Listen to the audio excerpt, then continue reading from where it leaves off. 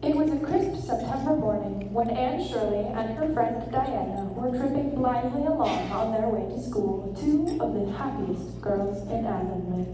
I guess Gilbert Blythe will be in school today. He's been visiting his cousins over in New Brunswick all summer, and he only came home Saturday night.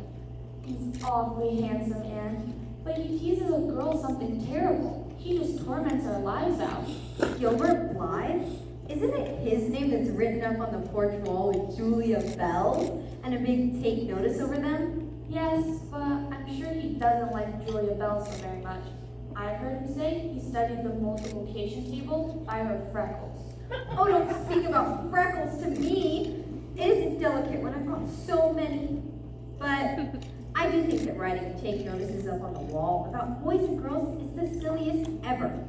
I should just like to see anybody that dares write my name up with the boys. Not, of course, that anybody would.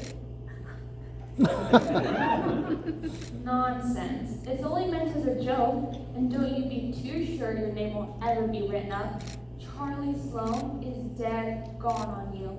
He told his mother, mind you, that you were the smartest girl in school. That's better than being good looking. No, it isn't. I'd rather be pretty than clever. And I hate Charlie Sloane. Later that day, both girls were in class with each other, whispering quietly while Mr. Phillips was at the back of the room. That's Gilbert Blythe, sitting right across the aisle from you, Anne. Just look at him and see if you don't think he's handsome. Anne looked accordingly. He was a tall boy, with curly brown hair, roguish hazel eyes, and a mouth twisted into a teasing smile. He looked at Anne and winked. I think your Gilbert Blythe is handsome, Diana. But I think he's very bold. It isn't good manners to wink at a strange girl. Gilbert Blythe was trying to make Anne Shirley look at him, and failing utterly, because Anne was at that moment totally oblivious. Gilbert Blythe wasn't used to putting himself out to make a girl look at him and meeting with failure. She should look at him, that red-haired Shirley girl. Gilbert reached across the aisle and picked up the end of Anne's long red braid, holding it out at arm's length. Your hair is so red that it looks like a bunch of carrots. Carrots, carrots. Then Anne looked at him with a vengeance. She sprang to her feet, her eyes filling with angry tears. You mean hateful boy, how dare you! And then Anne had brought her slate down on Gilbert's head and cracked it, slate, not head, clear across.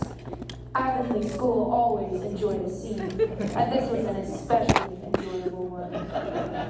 Mr. Phillips stalked down the aisle and laid his hand heavily on Anne's shoulder.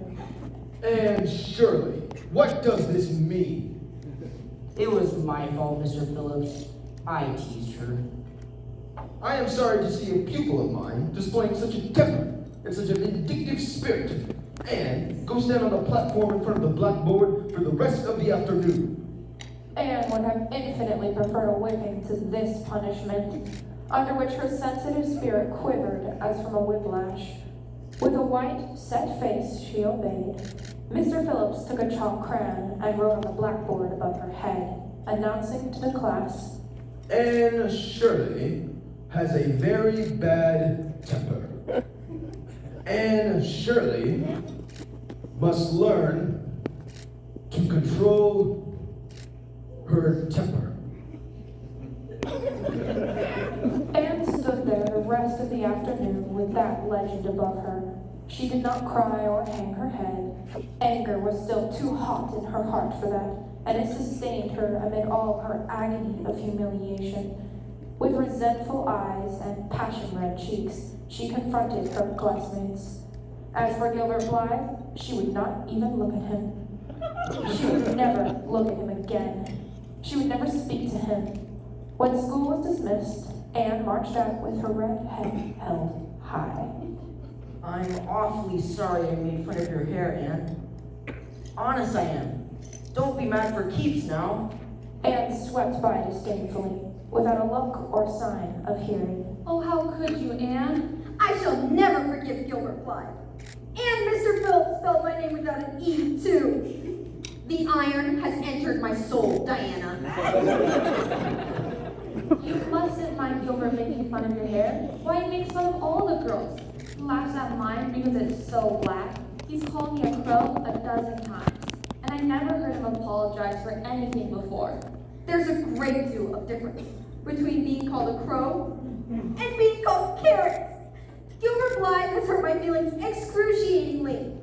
It was much later that Anne finally did forgive Gilbert for his crime, but forgive him she did.